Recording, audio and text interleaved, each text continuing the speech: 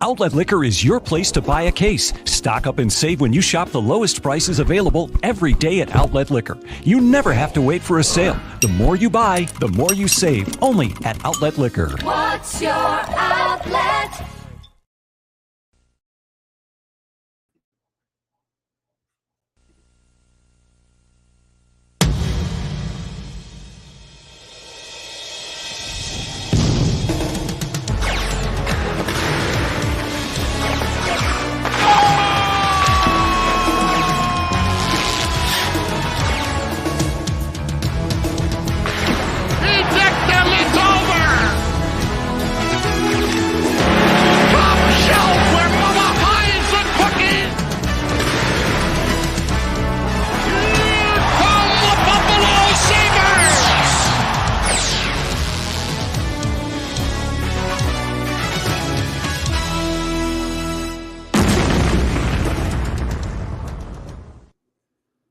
Welcome, everybody, to I'll Hang Up and Listen. I am the co-host of Two Goalies, One Mike, Duane Steinel, joining you after an embarrassing 10-4 loss to the Dallas Stars. I am joined by Jake Micah, most notably known from Happy Hour Hoops, but former defenseman for the Hart Foundation.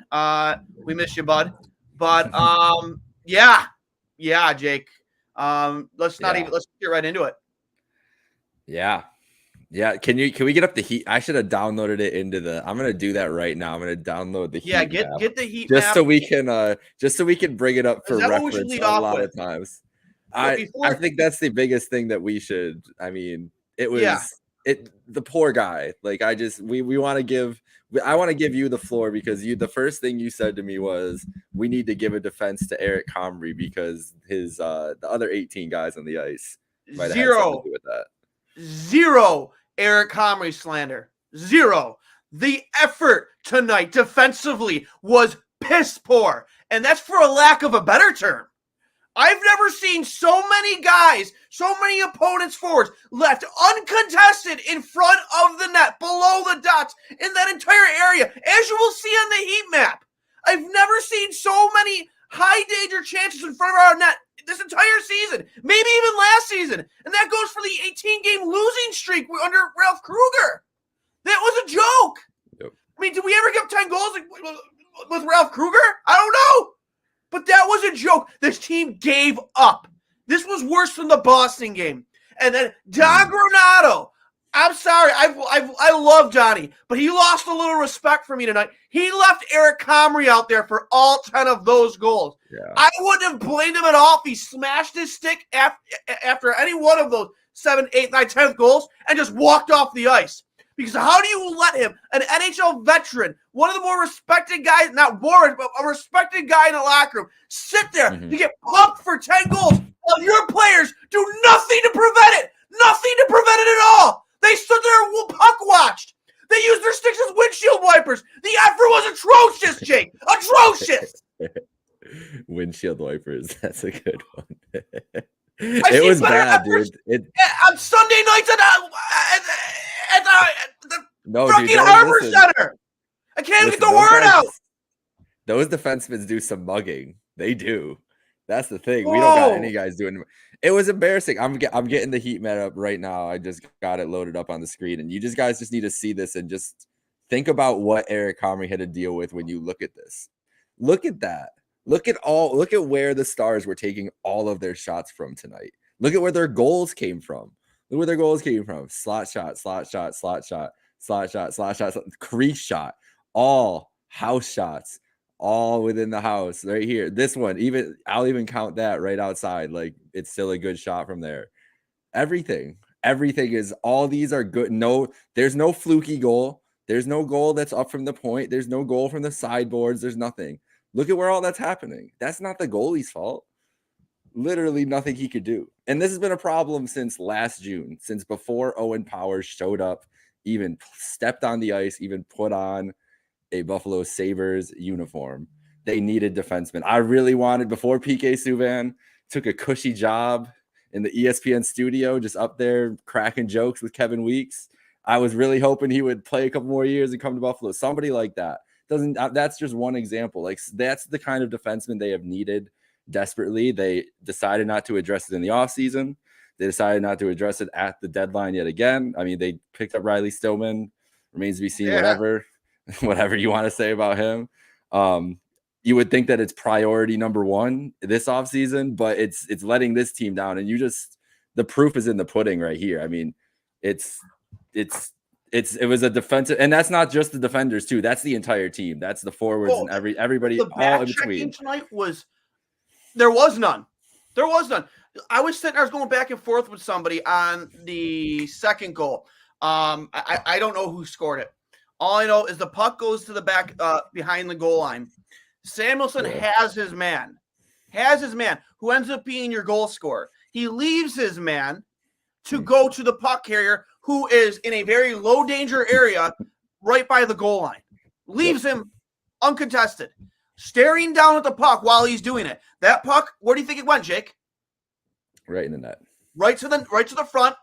And the player who was on Samuelsson's hip shoots that puck right by Comrie top corner. Yep. What? I mean, Tage Thompson, it's his responsibility to get back and back check on that. But why is Samuelsson, you as a defenseman, unless it's a loose puck behind the net, are you chasing that man?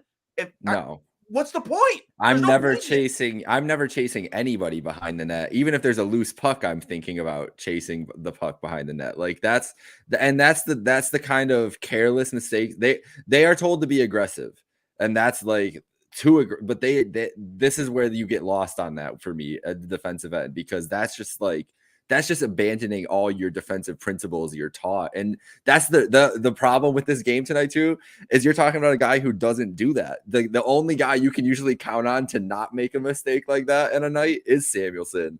Like everybody else on the core makes a mistake like that every night. He's usually the one that is cleaning everything up. So when he's getting rolling around, it's tough, man. It's tough. And the turnovers too. This is a great point, because so much of their offense getting created off the rush and everything else.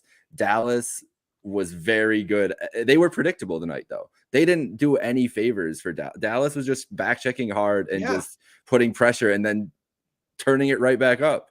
And the Sabres were like, oh my gosh, like we've never seen this before. When they were challenged by this they've been tested like this in games and been able to turn it around.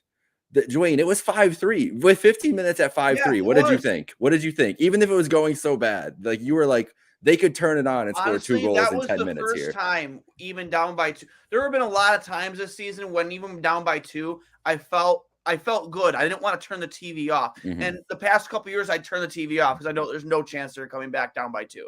It doesn't matter. They just don't have the heart. Yeah.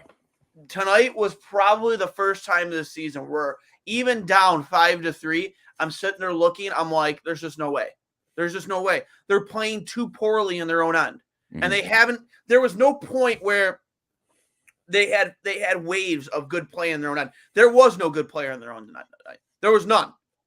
There was just none. There was no sacrifice. There was no heart. There was no awareness. There was nothing. There's nothing. 49 shots is what the official total was, or shot attempts at least, on Comrie for the night, which is just abysmal.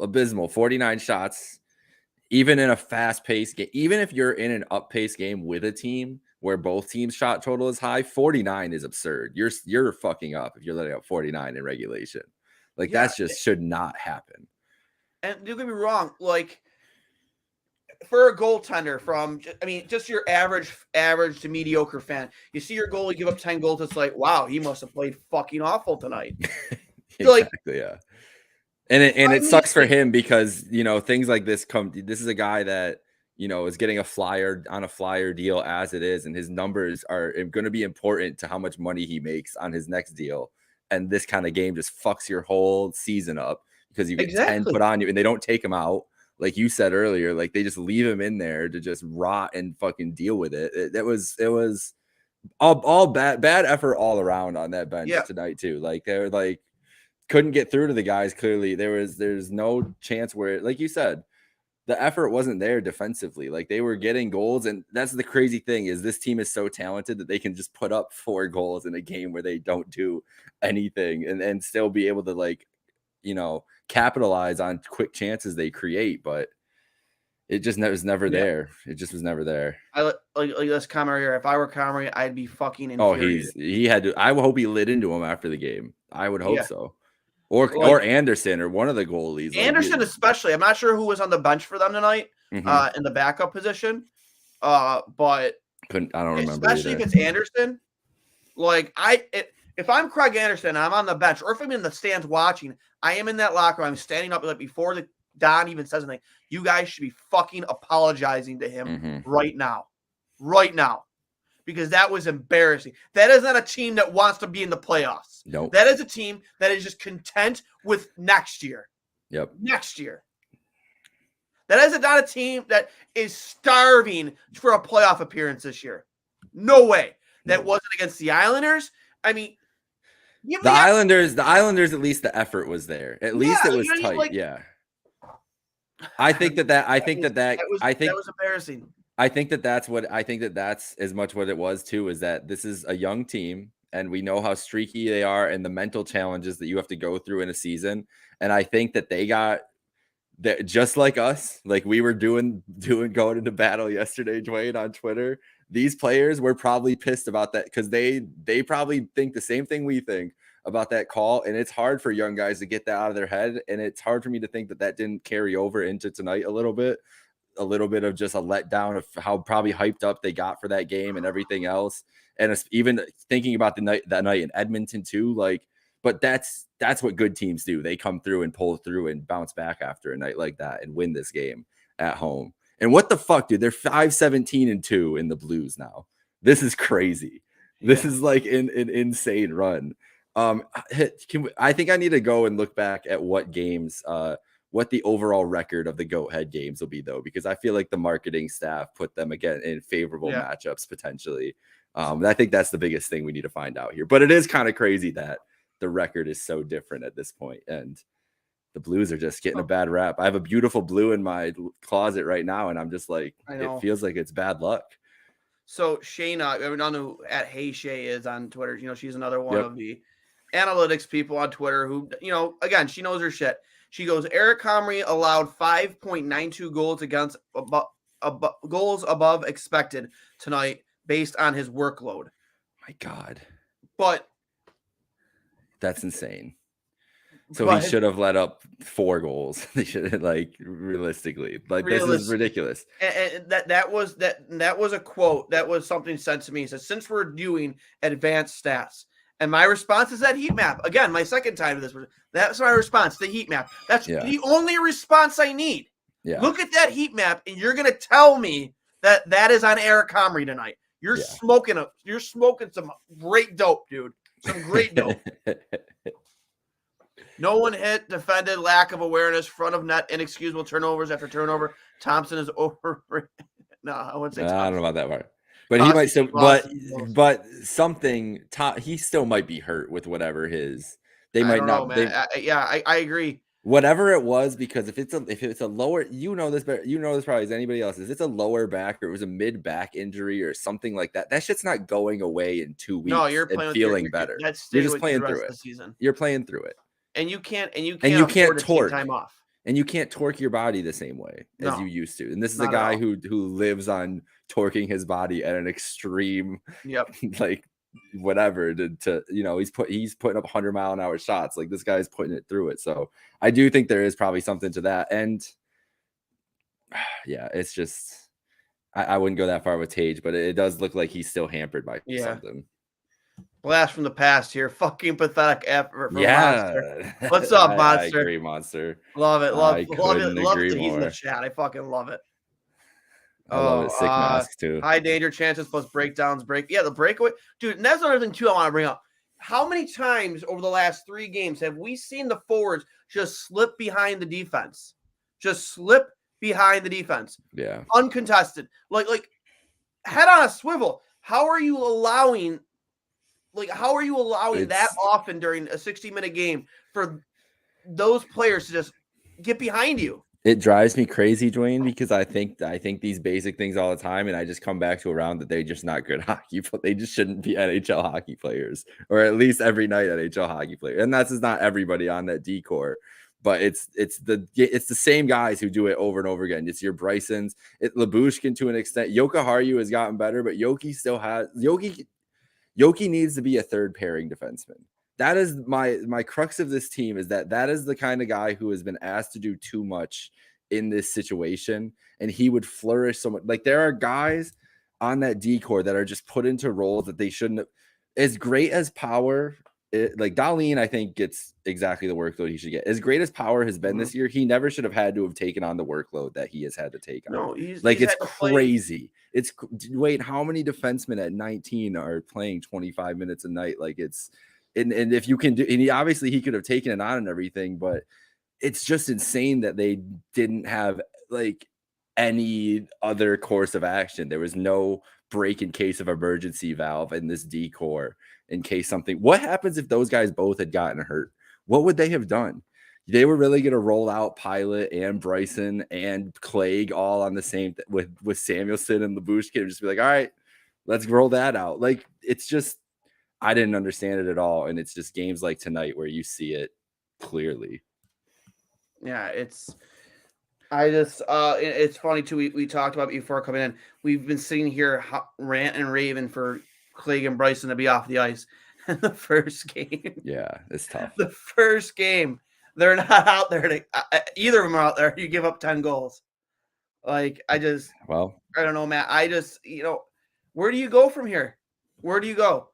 I mean, where do you go? It's a huge. And that's the thing, is we can sit here and say it's dead because that's how we feel tonight. But realistically, it's still about the same chance they've had, the last week or so, give or take a couple percentage points. But those percentage points could change really quick. And this is the thing about this team, young team. They've been streaky for 2 years now, and they are on a bad streak. So it's realistic to think that a good streak will just pop up out of nowhere at some point. Will it start Saturday? That's what we're looking up to directly ahead, right? We got the Rangers in town, a little mid-afternoon, 6 o'clock start? Instead of a 7 o'clock start. Patrick Kane back in town wearing the Rangers. I mean, it's going to be a crazy atmosphere down there. So I would hope that that's the kind of game that these guys would get up for, right? Yeah, you'd think, like, you would hope that they would get away. I know we say they showed up against the Islanders, but I mean, watching that game, I know the Islanders played such a strong shutdown defensive game, but it's so hard to watch games against them. Yeah, it really is. But like, you were outshot. I think it was. Yeah, it was tough. 39-22 or 23. Yeah. It is a road back. It's a schedule fuck because road back to back after playing fucking McDavid is just like a fuck you to the Sabres on that schedule. Like, putting McDavid at home and then making you fly and go play the next night is ridiculous. But that's for another argument, because the schedule is insane for the Sabres right now, which you don't want to make excuses for that. But it is just like, when you've got guys beat up and you need guys from injuries and you're playing every other night, it is tough to get momentum back. And that's how these big losing streaks can come up. Yeah.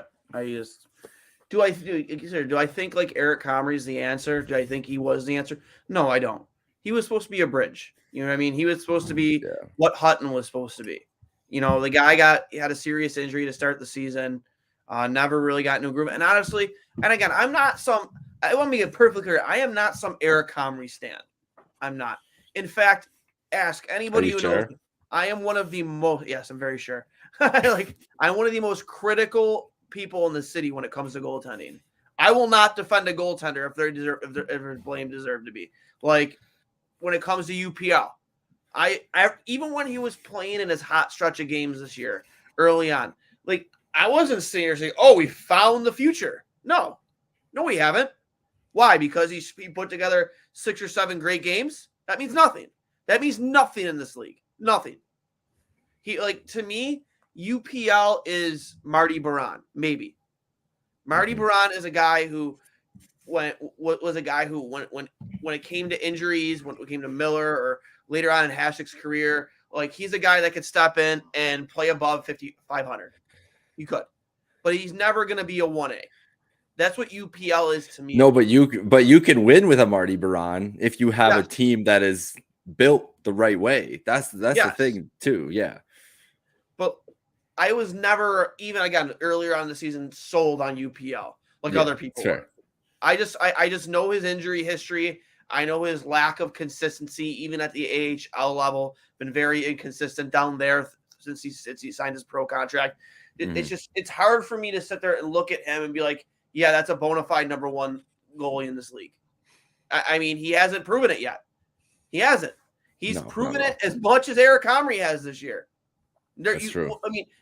I mean, Craig Anderson. The fact that Craig Anderson's the fact that he's their best goalie is a detriment. Those guys should be disappointed. I mean, it's not all their faults, but he's been outplaying them this year. He really has. Yeah. I mean, and honestly, 41-year-old Craig Anderson, if you want to be a numbers guy, has the best numbers on the team. He does. Like, I don't know, man. I was disappointed. Even with the Jordan Greenway trade, I was still disappointed that we didn't get more done at the deadline. I think there was so much to offload on this team. And I know we all love the buzzwords this year of vibes and culture and this and that, but this is a business. Business is winning games. Business is getting into the playoffs. Yep. And this team just isn't deep enough to do it. You weren't good enough in goal to do it. Again, Wild tonight isn't on goaltending. There isn't a single goalie on this roster right now, in my opinion, that could catch fire in the playoffs or to get you to the playoffs with the way this team is playing right now. No way. Well, Duane, looking way ahead right now, if I'm looking at why they didn't make any, I've been trying, obviously we've all been trying to rationalize, why did they not do anything more than what they did? And I love the Greenway edition too. That's a guy that I fell in love with in the World Juniors 2015. I wanted the Sabres to pick him in that draft when he went 18, wherever he went with Minnesota on that. Guy that I've liked the whole time. He didn't work out there. So I was really happy about that trade, but it wasn't it was mostly just happy because I knew who the guy was. Yeah. And knew he was like a familiar face and you knew the pedigree. It wasn't, if it was the same stat level guy with not that kind of pedigree and not the connection to Granato, we wouldn't probably look at it as the same way. So you're exactly right. There should have been more done. And that's what I have to think. If the plan was that they weren't doing anything right now, if you look at the free agent class, which I do on a daily basis, basically at this point for both the Bills and the Sabres, there is where this class is going to thrive is the middle class type of wingers and defensemen. And that's really all they need to add. So if that's their idea, then I like it. I mean, I see what the vision is. It's stupid. I think you should try to maximize where you are right now in the standings, but I see what the idea was. And if they wanted to get married to that, that's a thing. But the fact is, I just disagree with that kind of team build, because when you have this kind of momentum going and it was so easy, dude. What we saw the deals that were flying out there. They weren't willing to part they weren't willing to even part with more than what those guys were going for, outbid some of those teams. It's kind of, it's what are we doing here? It's really not putting out that much.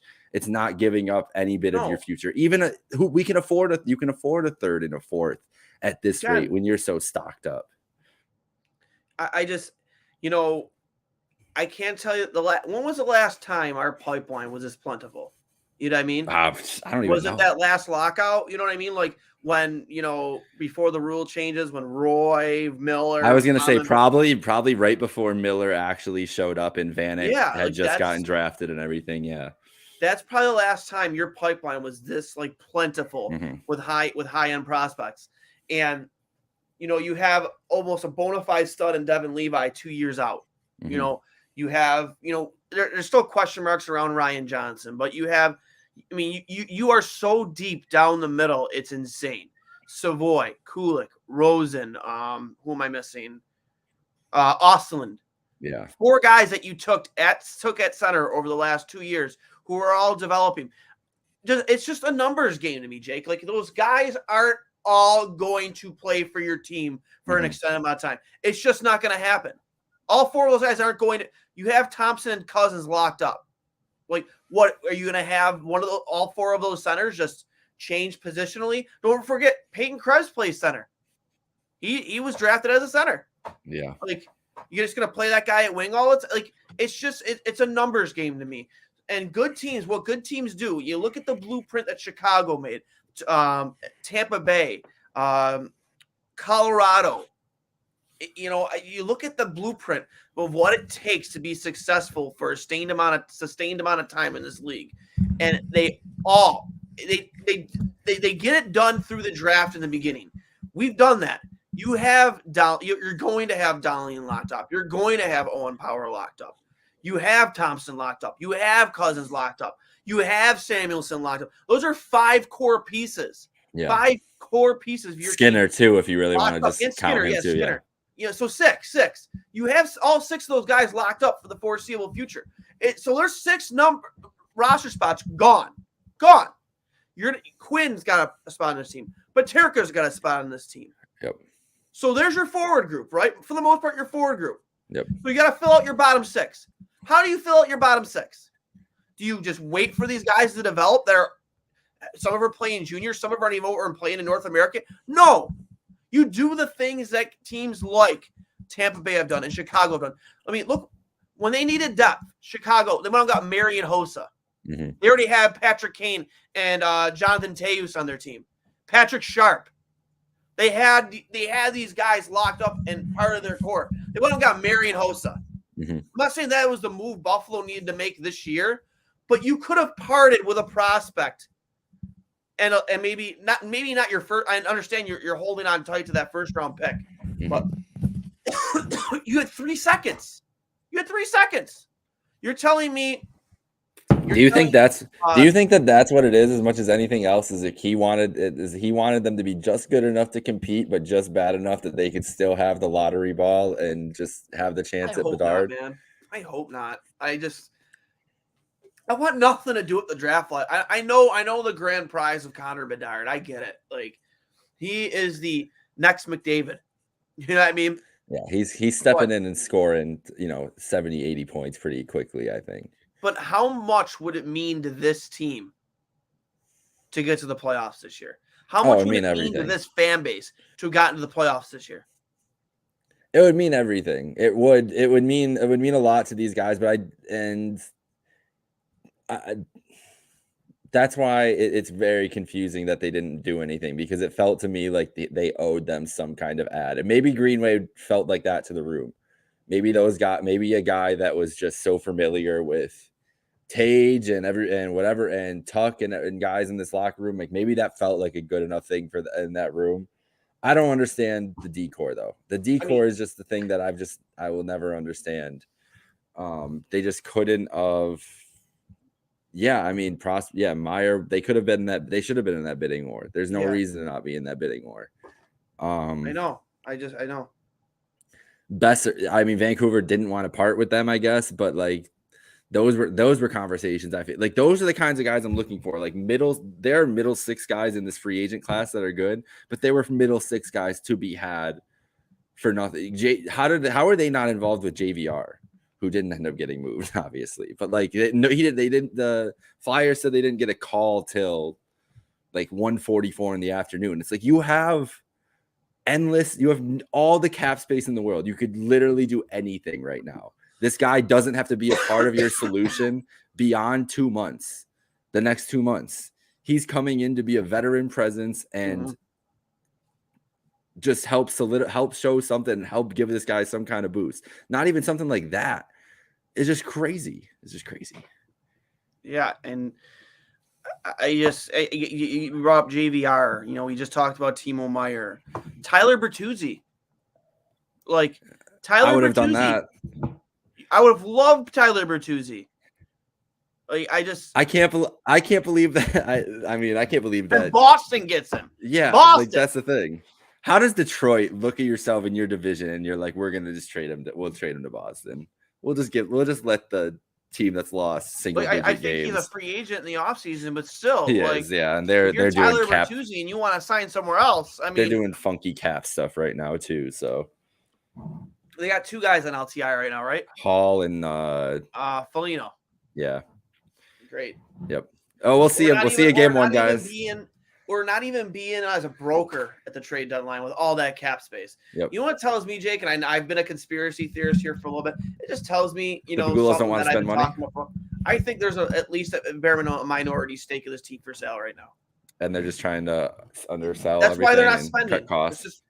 That's why they're only spending internally on their own players. They're not willing to dish out. I know I think we have one guy still on our books that isn't playing, or maybe we traded that contract. Bishop back. still? Is it? It I might be. think so. Yeah, it might be Ben Bishop.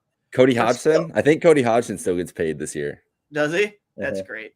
I'm pretty sure. He might have been. He legit might have been.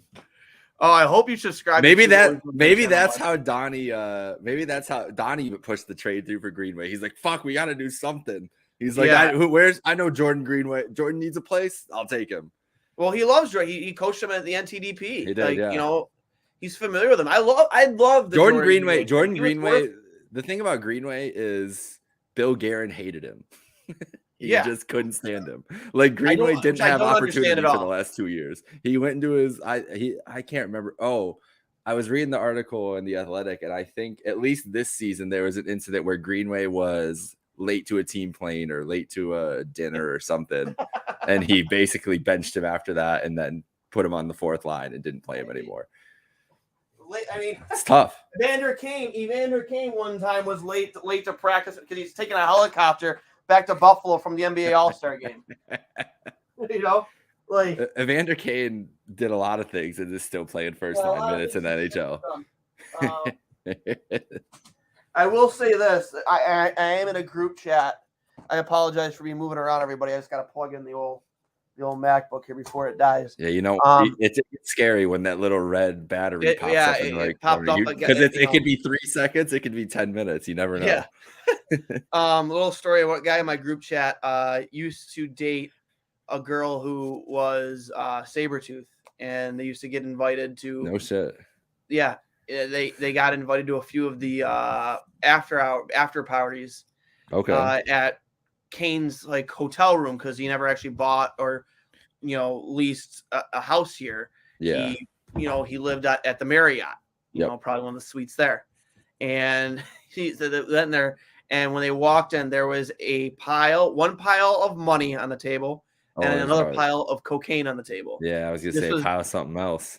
Yeah. So, and they said that was the first time a certain player on the team at the time had ever, tried coke, and it happened that night in front of them. So I'm not going to say the player's name, but they are no longer on this team. Put it that way.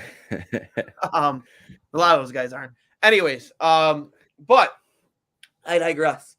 Where do you go from here? I mean, I'm reading. I subscribe to a lot of the reporters in the Buffalo, in the Buffalo hockey beat. And while I was seeing a lot of some of the comments from Don Granato. I'm going to read a few of them here. Oh boy. Just in 1 second. Just trying to pull them up. 1 second. Let's see here. Where is it? I want to read some of these Don Granato quotes because there's going to be cliche stuff like, where is it? Come on. Let me find it. Sorry for the unprofessionalism, everybody. I want to read some of these Granato quotes. There we go. Where are they? Granato said they considered a goalie change earlier in the game, but it got to 5-3 early third, and then he says he felt bad for Comrie in the final portion of the game. No shit. No shit, right? Yeah. No shit. At what point there during that onslaught? I think at 7 you got to do it. I think I think it's 6. It's still okay. 3 goals. We've been bouncing back and forth here. We could score quick. Once you get to 7, I think you gotta, and especially because it was what did I say? It was 4 goals in 3:03. You got to take him out in that 3 minute stretch at some point. That's just. Granato says they cannot have fear or doubt because of this. Says it crept in right in the middle of the game tonight. So whose job is that to if you see that, if you know that's coming, why don't you call a timeout then and just gather the troops, say, hey, let's get our heads out of our asses here. We have a game. We have however 70 more minutes to play. We're only down by 2. We're only down by. Let's get right back in this. We've done this before. We can do it again. That's your job as a coach to rally the troops there. If you feel that that's happening, that's what you do. Yeah.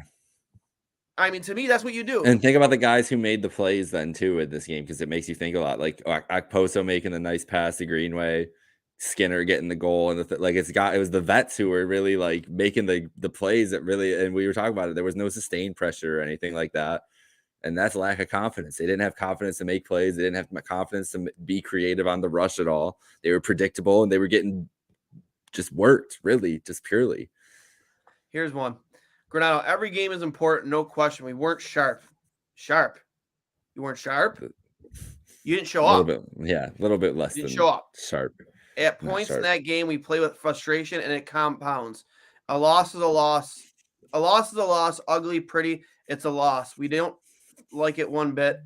We have to find a way that it makes us better. We saw it. We saw it. You saw it. We saw it. Yeah. Yeah, we definitely saw it. Granado says part of the growth is feeling the pressure and not allowing it to take you out of your game. Playing games with more pressure and heightened expectations is what we need. Says they will respond. You should have responded after the Islanders game. They haven't responded. Here's the thing: is that these games of this 6-game stretch now, they've all been pressure. There's been all pressure games, and they've won one of them. Every single one of these games is a pressure game. They had they had the chance to control their own destiny. There is a world where tonight they are alone in first place in the wild card and hanging out. Yeah. That world exists in another universe, another timeline, a much nicer timeline where kicks don't get allowed to go into the net. Oh, dude, don't even get me started. Anybody who says that wasn't a kick, it's just I had a lot of good fun. I wasn't even that I love getting you can tell when guys are really getting riled up, and that's when I get the most fun on Twitter arguments. That's when I'll just keep going just to see where I can make these guys. And it wasn't hard with the Isles fans. They were just ready to go. They were dropping rule books on me, so I started dropping rule books. It was great. It was just amazing. And it still wasn't a goal. It really wasn't, but that's okay. Here's a comment from Cricket Whistle 7 on Twitter. Oh boy. Hackett and Weber should be up here, and Matt Ellis and the two fat guys should be in Rochester. I don't even know their names. This is half the problem. Please comment. Hate on Dan Girardi? What's wrong with Dan Girardi? Yeah, come on. I love Dan Girardi. Yeah, Matt Ellis though, he can go. Matt Ellis, how did Matt Ellis become a skills coach? You know what? When that happened, I was a little skeptical. I'm like, Matt Ellis, I've never seen him do a skilled hockey thing in my life. That's not true. That's rude. But yeah, I'm okay with that. I'm okay with that. I would I've wanted Jay McKee on this staff for so long. Dude, that would be a dream. You know, is he still down in the O? I think so. Yeah, I think he's head coach. Just sitting there, man. You don't think he would love to come back and sit behind Buffalo's bench? Oh, I would think so. I would think so, man. Get me Jay McKee. I know people kind of scoff at the idea of just bringing back the glory days, bringing back the old regime to coach. There's a reason why Danny Briere is running a front office with Philadelphia. There's a reason Ryan Drury is the GM of the Rangers. Mike Greer. Mike Greer with the San Jose Sharks. Yep. Those guys, they're good hockey minds. Jamie Kee's a great hockey mind. Even go further back, Spacek's running. You were talking about Spacek earlier. He's running Slovak youth team. Yeah, Verada's running too. He's part of the Slovakian international program. Yep. Verada's helping run the Chechen team. Yeah, there have been these guys this whole time. Verada, man, there's a guy. But regardless, actually speaking of Václav Verada, random words that I got a relic in here somewhere if I can find it. I have a Václav Verada autographs. Here it is. Oh God, most random piece of memorabilia I have. One of the most random.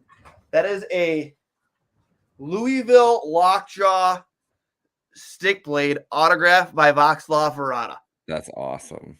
One of the most random pieces of memorabilia I have. Oh, and then I have a mini stick here signed by Rick DiPietro. Oh my God.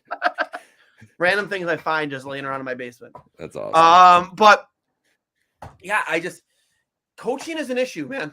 It is. Yeah. I'm not saying Granado's the issue. I would have loved to have heard a Lindy Ruff post game tonight. Yeah. How great, because he's not going to mince words. He's not going to give you cliche answers. He's going to be very animated. He's going to be very honest. Lindy would have. I would have been locked in, just waiting for Lindy to storm up there and just. Oh my God! Do you remember? Yeah. Do you remember after the Lucic incident? And I think it was Jarkko Ruutu ran Miller. Yeah. And gave him I forget what happened to Miller, but he's like, Jarkko Ruutu's gonna run our goal. It was maybe within 2 weeks of the Lucic incident, and he was fucking losing it, man, losing it. Oh, dude, I would have loved a Lindy post game tonight. Oh my God, that would have been worth the price of admission. In the event that the Sabres don't make the playoffs, will you be pulling for the New Jersey Devils just for the pure factor of Lindy Ruff? Oh, because 100%. I think that's where 100%. my life will go. Is right to. It's got to go. They're already my team. They're already my team after Buffalo this year. Okay, just because of Lindy. That's what was it? The fans were cheating in New Jersey. We're sorry, Lindy, or something like that this year. Yeah, he apologized, because they wanted him fired last year, and then he came back, and the team's just been on fire. Yep. And then they go out and get Timo Meier. It's kind of funny too because Lindy obviously he had Drury, Vanek, Briere. He had a great hockey team here in Buffalo before D-Day essentially of the Dable, Briere, and Drury left, unfortunately. Yeah. But I don't think he's ever had as talented of a team as he does right now in New Jersey, and good for him. That is going to be, if it is Rangers Devils first round, appointment television for 7 games, because it's going to go 7 games. First of all, there's nothing, if there anything the Rangers and Devils do, they are dramatic as fuck. But I'm looking at the playoff matchups, and hopefully obviously the Sabres being in there against the Bruins would just be a grand old time. It would be so much fun. But you just look at the playoff matchups in the East, and every series is going to be just incredible high level hockey. But gotta be pulling for Lindy and stuff there. I don't want to think about that yet, Duane, though. We still got 18 games left. We got to plan out. I think going into today, I think I saw Jeremy tweet that they needed to be at a 71% win percentage the rest of the way. So that's got to be bumped up a little bit after tonight, but that's still feasible. That's like a 11-5-2 run, basically, the rest of the way. It's very possible. They're not out of it. They're really not. But where do you go from here, man? How do you get What you better fucking do is light up the New York Rangers on Saturday and ruin Patrick Kane's celebration that they're going to try to have, because there's going to be all the blue. How many Rangers fans are going to be in that building. People are going to be wearing all these brand new Kane jerseys that they bought last week. Their first Rangers jersey. There's going to be Patrick Kane jerseys. There's going to be Blackhawks jerseys. There's going to be more Patrick Kane jerseys than Sabres jerseys in the arena. It's going to be nuts, man. It's going to be nuts. I'm in no way, shape, or form pulling for the Rangers, man. No way. I'll root for the Devils. Sorry, Lazzy. But yes, Lazzy. And Lazzy was doing the God Lord's work, helping the Sabres fans out against the Isles fans. And he did allow me to get all my licks in on his post. But I can't even. I'm still just. I can't. I mean, we're still doing strong numbers here. We got 18 viewers on with us on YouTube, which is nice. But because they all still think that Hudson Fashion kicked it in too. Right. What the fuck, bro? They're just how could this have happened? I know. I just remember, guys, if you're not already subscribed, 2 Goalies, 1 Mic on YouTube, on Spotify, Apple Podcasts, wherever you get your podcasts, give us a follow, subscribe. Hit the like button, do whatever you got to do. Leave a comment. We'll always pull up your comments here from YouTube and Facebook. And if you have a question on Twitter, just send us a DM and we'll be sure to bring it up to you, just like we did Cricket Whistle 7. The Rangers on Saturday, I think it's a 5:00 game. Yes. Yeah, it's a 5:00 game. I'm going to be very drunk, Duane. I could be, if it goes bad, my Twitter might be going crazy. It's the river dying. It's St. Patrick's Day here in Chicago. So I'm going to be drunk at 10 a.m. and then just getting home and turning on my TV to watch the Sabres. If it goes south, so what you're saying is you're coming on the post-game show Saturday. If it goes well, it depends if I might be back out again. But if I'm not and it goes very well or very bad, you might have to hear from me. But I'm worried. I'm a little nervous. I'm not gonna lie. Yeah, I just listen, man. it's funny, man. Olofsson would end his goal drought when they're down 6 goals, right? That's when he would decide. I was gonna text This you is it, that. man. I'm gonna end the drought now. But maybe The funniest part of I've made this comment a couple times. When he scores in bunches. So maybe this is the beginning of what's to come, and maybe he goes 8 in the next 10, which this team desperately needs from him right now. Dwayne, he's J.R. Smith. He's literally J.R. Smith. Literally. He is J.R. Smith of hockey. Who am I? Yeah. You're LeBron / Tage Thompson. Like, what the fuck are you doing, bro? Score the fucking puck. I'm so glad you brought that up. I'm glad that got mentioned on this show because it was the most hilarious thing on the box score. It's that Victor Olofsson scores down 9. It's 9-3. He's like, let me put one in tonight. We picked a great time, Vic. Picked a great time to end that streak. We're down by 6. Could have used that 3 goals ago, bud. Hey, if they win 5-3 and he has a hat trick Saturday, I won't mind it if that's what gets him going. He scores in bunches. And I don't know. They can win that game Saturday. That's really what it comes down to. Is I think that every game. If you sit here and ask me the rest of the way going into every night, I'm gonna think they can win that game because they have. It is not how well they can play. It is just finding a level of consistent play. That is the struggle because the variance is too high, and we are. Dude, way down here, right? Way down here. Just get there, man. Just give us. I don't care if we lose in 5 or 6 games. Just get us there. I want to be in that arena again for a playoff game, dude. I really do. And I don't. This shouldn't been like a learning year. You know what I mean? This shouldn't be a learning year. This team has played good enough to be there. They have. And you know what else would be nice? A better playoff structure. And I know it doesn't really change anything this year, but this would have been such more of a fun race if it was just like it's just a tough year. It's just tough that's tough that all the feels like the East is just so solid in the middle class too. It's like the worst year for this to be the year where they kind of figured it out. The last couple of years they could have probably snuck in on one of those bad wild cards. The East is so solid all the way through. Yeah. Chris, we're sorry you gave up OT to go to that game tonight, bud. Chris, that's Yeah, they you should file a complaint. Yeah, I was gonna say. I would literally write him an email or send him a DM. I just want to let you guys know that I turned down overtime tonight, and that's the effort you gave me. I demand you give me this much money in Sabres bucks. Sabres bucks ticket something. They got something of equal value. He should. I can't believe the Bills lost to the Cowboys 10-4. Looks at what month it is. This is a hockey score. That would be a tough football score too. That would be. I don't know how you get. Was that 2 safeties? 2 safeties, yeah. That's a baseball score though. It's not a hockey score. That's a hockey score. I can't believe the Bisons lost 10-4. Yeah, right. Oh my god. Oh, dude. Bison season. How much longer? Pitchers and catchers reported how long ago now? Yeah, they're out there. World Baseball Classic starting this week. Oh yeah. I'm a Red Sox fan, so it's not gonna be that great for me this year. So no, not at all. No, but you got anything else, man? No, I'm looking forward to Saturday. I think that they will respond Saturday. Whether that means they're making the playoffs or not, I'm whatever. I don't know at this point, but I still think that there is a team in there that can go on a nice little streak here. I think that they bounced. What's the worst? They got to 8 lose all losses earlier in the year. I don't think we're getting back to 8. So I think it stops on Saturday. But it can't just be Saturday. It's got to be a little bit of a consistent run. How long are we from Tuck?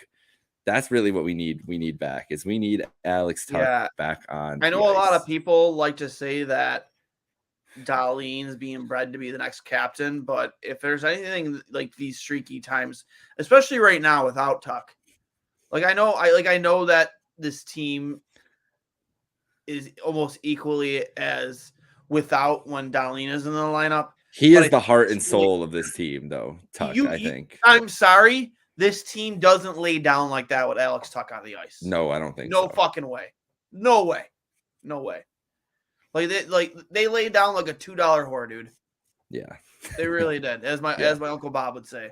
back in the rough years of the Red Sox. They laid down like a $2 whore.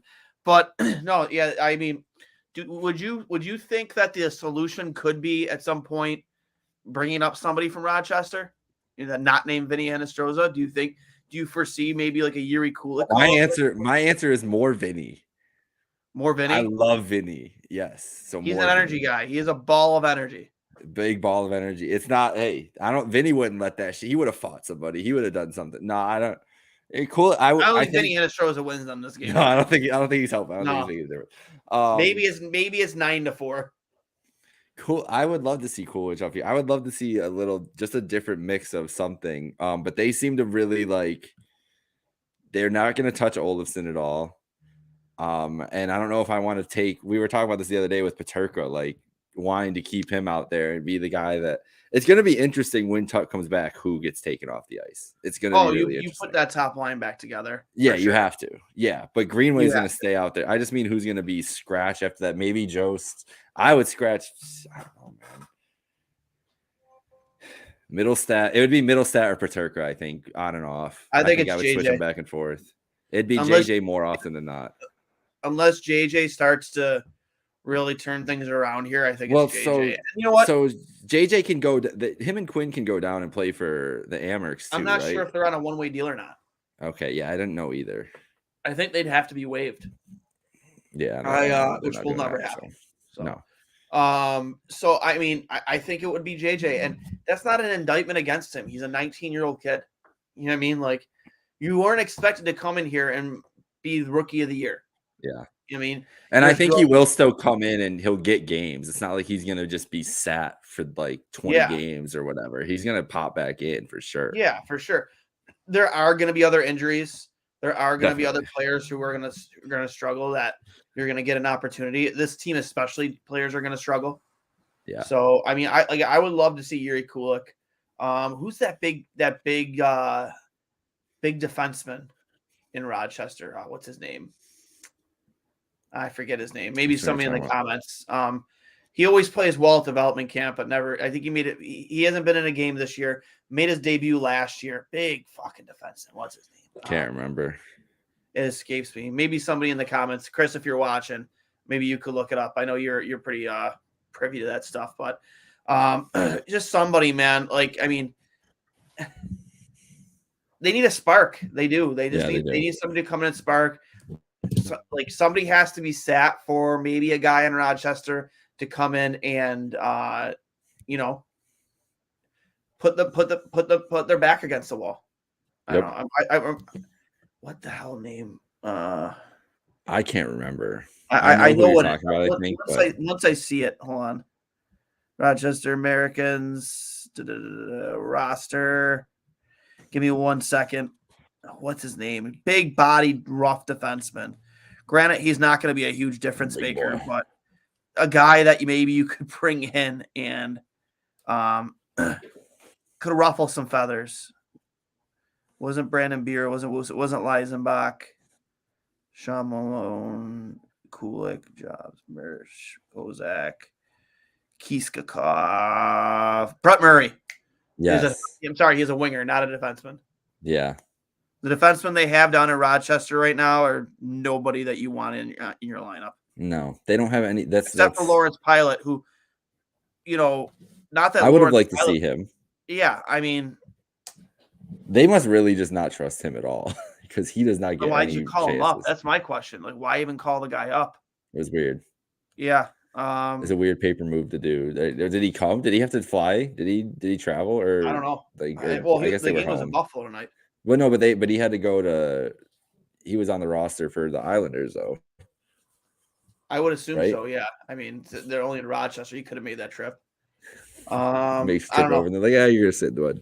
See you later." Yeah, but anyways, we're getting close to an hour here, guys. Remember, this is brought to you by Outlet Liquor, the place to buy a case on George Urban Boulevard. If you need to get really drunk after a performance like this, we don't blame you.